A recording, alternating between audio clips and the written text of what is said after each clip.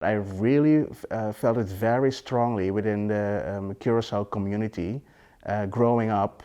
I think it's still present, and it was also a very harsh experience. It was not a nice experience, and I'm not even talking now about white against black persons, but even within the black community itself. So, as in respect to that, yes, there were several racial slurs, tendencies in my growing up that really had an impact. Yes. Have you worked abroad as a comedian? Yes, in Curacao, I have. Okay. Yes. What's the difference for you in the audience between Uh, Curacao and Netherlands? well, first thing, the language, of course, because there I do it in Papiamento. I don't do it in English, I don't do it in Dutch, I do it in my own language. The response, um, basically, people of the Caribbean, especially when the artist is from the Caribbean too, they tend to be very critical. Not critical, it's not a good word. Um, yeah, exactly. So if you're not funny, they're going to let you know you're not funny. So that even makes it a little more difficult to do. But then I like the challenge. Actually, I love that. I love to have that sense of challenge, or of I have to move these people, and the topics, of course, will be very different also, and even the perspective in which you tell a story or you make your comedy can be totally different in terms of doing a show here or doing a show abroad. Yeah. Are there some themes that one can take for granted there that you have to a little explain a bit more when you're over here? Sorry, can Are you? there themes that you have to translate a little bit over here that one would just assume because you're in a local environment, everybody knows the references, Yes, but when you're here, you maybe have to explain some of the exactly. Yes, references? yes. Even themes or even maybe topics that you totally have to leave out because they wouldn't understand them in the Caribbean, and because it might be a good topic here or not. Um, also. Certain topics that are more concerned with a kind of like a shame or really something that you don't talk about in the Caribbean. That can also be very sensitive, and it sometimes requires a different approach actually. So yeah, definitely there is this sense of I wouldn't no I wouldn't say censoring myself to like there might be a few topics that I think I would prefer not to do in the Caribbean, but then again, if I'm here, I'm more free to do it. But I think it's only because I'm a little further away from home. Yes. You were born and spent your formative years in the Caribbean.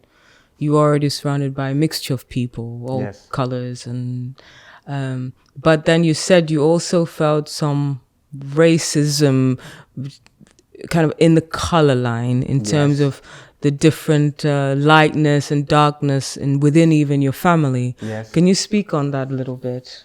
Um, Actually, I never really felt it in my family, although we have all shades also of melanin in my family.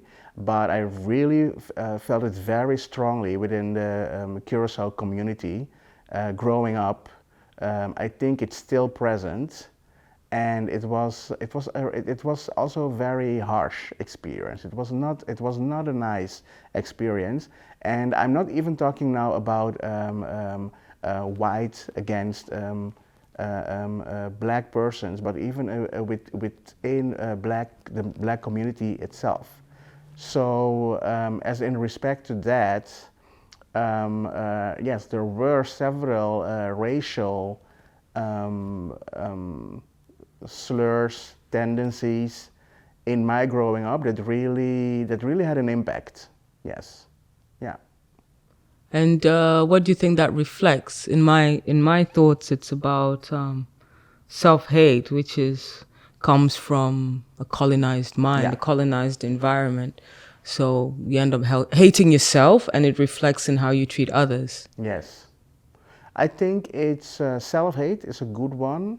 I think it's also somewhere also a very deep lack of love. So that's where the hate comes from. It's also trying to make someone else feel. Actually, it's unhappiness and trying to make others feel as miserable or more miserable than you. But just thinking that that would make you feel better or yes. And so that's where I think it comes from. It comes from a deep sense of how do you call it? What's it in Dutch? Um, Also a little verdriet, anger, and yes, sadness or grief, Yeah. maybe, yes, which then evolves into self-hate. Yeah, having no way to deal with those emotions, and then yes, and then it becomes self-hate, which they will project then within the community then again. Yeah. So that's why I think fundamentally self-love is like the most important thing. And that's what I want to do with this project is like Yes. loving individually who we are and collectively this tapestry of beauty. Yes. Um, I'm working on a future project where I'm setting characters in like medieval times in Europe, African kings and queens. If you were able to see those images as a young boy, did you think that it would have changed some of your perspectives growing up? And if so, how? Yes. I couldn't even wait for you to finish your sentence. I was just going to say yes immediately. Yes. So that's a big yes. If I would have had those images as a young boy, it would have meant and differ a lot in who I even think about myself and the things that I would have done. So that's the first part of the question. And the second Yeah. part is, And what do you think if you saw that now? I'm working on the project. Do you feel it has value on screen now? of course, totally, In what totally. sense does it have value? In a sense of getting even that information visually, knowing that it exists, it will also create a sense of pride, I think, within yourself. And those would be like role models also for us to even know or to even know that they exist. And actually, it's a question that I have a lot with me a lot of times, because I do travel sometimes, and then I encounter several other cultures, and it makes me very curious, yes, but which are then the in this case African counterparts, if we have like white kings or queens, or even from the native perspective, they have their caquetillos, and if you go to China, emperors, I'm like, there must be something African which is equivalent to that. There must be, um, but to tell you the truth, I don't even know where to start actually looking. So if someone will depict that and show it to us, and I think for some person of color, it would even be mind blowing. It would be even so surprised. I think they will even tell you, no. Are you kidding me? So it can have such a big and profound impact. So when will it come out? I love that, Colin. And I'm going to make it and happen. then again, it's a good thing that you asked me, because actually I shouldn't, because if I feel this curiosity somewhere, I shouldn't be sitting and waiting for someone to bring it. I should maybe have go and look for it myself.